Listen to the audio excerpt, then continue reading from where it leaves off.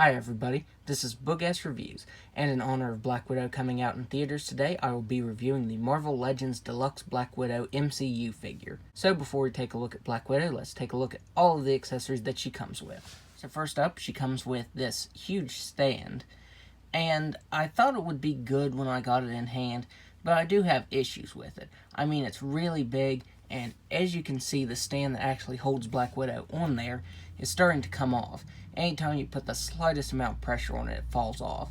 So I do feel like this design needs a little bit of work if Hasbro chooses to do another in the future. You can also connect the blast effects that it comes with to this base. So there she is with the 3 small blast effects attached to the base. And there she is with the big blast effects attached to the base.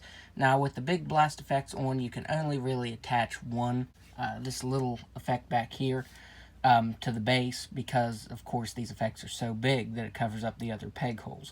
But you can just rest them on there. As long as you have them resting, they will stay. So for Natasha's actual accessories, here she comes with her fisted hands and her Widow Stinger effects, and I think these look really, really nice. I'm not a huge fan of the base, but all of the other accessories that comes with this Black Widow figure make it well worth it. Up next, she comes with her pistol-holding hands and pistols. And finally, she comes with her sickle-like weapons. And I did see Black Widow last night, and surprisingly, she does use these weapons in the film.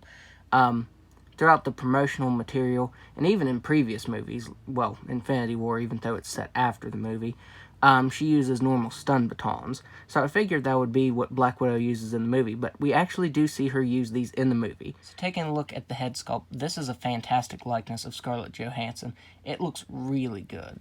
It's just really on point. And the hair is sculpted really nicely. It's got some nice paint variation to it, and it looks really good. But it's not accurate to what we see in the movie, which that's not a spoiler because we've seen her with the different hairstyle in the trailers, and I believe even the Hot Toys figure got the hair right. But she should have some braids right here, and her hair should be pulled back a little bit. So the hair actually is different. But even though that's inaccurate, this still looks really nice. The head and the hair is sculpted really nicely.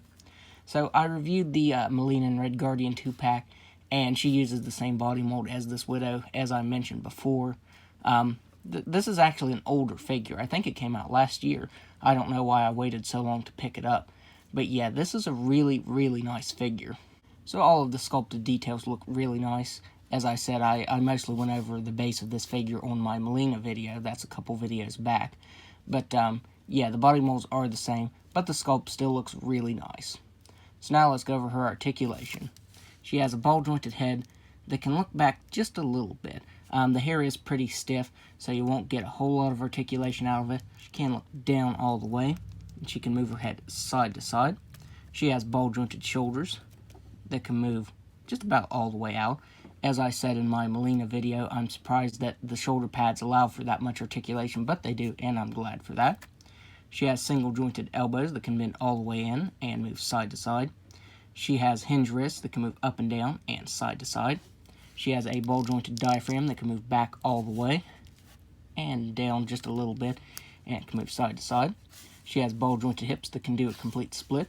She can kick forward just a little bit. I do wish that the leg articulation would have been improved there because, you know, you're going to want to get her in some epic poses.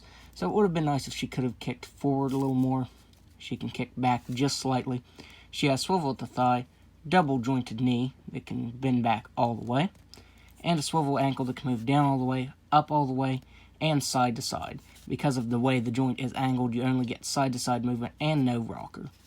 So now, let's go ahead and do some size comparisons. So first up, here she is next to my modded Crimson Dynamo Build-A-Figure version. Here she is next to Yelena. Here she is next to Melina.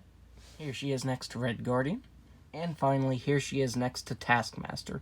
And since my last video, I did a little bit of updated paint on the figure.